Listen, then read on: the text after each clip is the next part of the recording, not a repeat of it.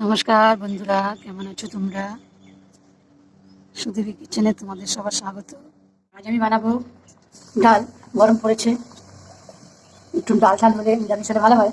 তবুও নিয়ে এসছে 500 চিকেন। ডালটা বানাবো কুমড়োর ডোকা দিয়ে।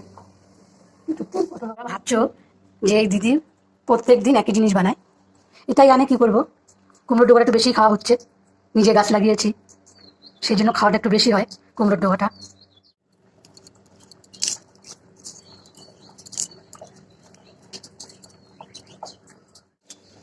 সবটা বাছা হয়ে গেল, ধুয়ে পটলের দানাগুলো বের করে নেব। একসঙ্গে ভেজে দিলাম, ভেজে নেবো। মাংসটা লেবুতে ভালো করে ধুয়ে নিয়েছি। কড়াই গরম হয়ে গিয়েছে, ডালটা ফোড়ন নেবো, দিয়ে দিলাম তেল।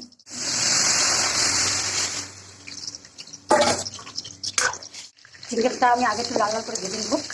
ভেজে নিয়েছি, ভেজে নিয়েছি। তেল ছিল, ওর মধ্যে দিয়ে দেবো লঙ্কা, এলাচ, দারচিনি, গোটা জিরে, দিয়ে দেবো পেঁয়াজ কুচি, আদা, জিরে, লঙ্কা একসঙ্গে বেটে নেবো।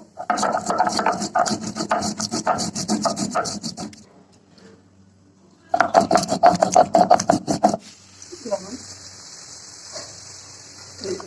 দিয়ে দিয়েছি, ভালো করে কষিয়ে নেবো।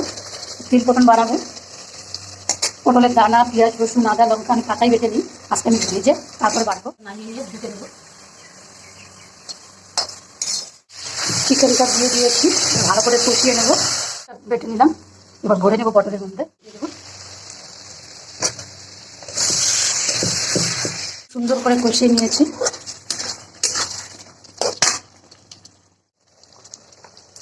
হালকা মিট মশলা,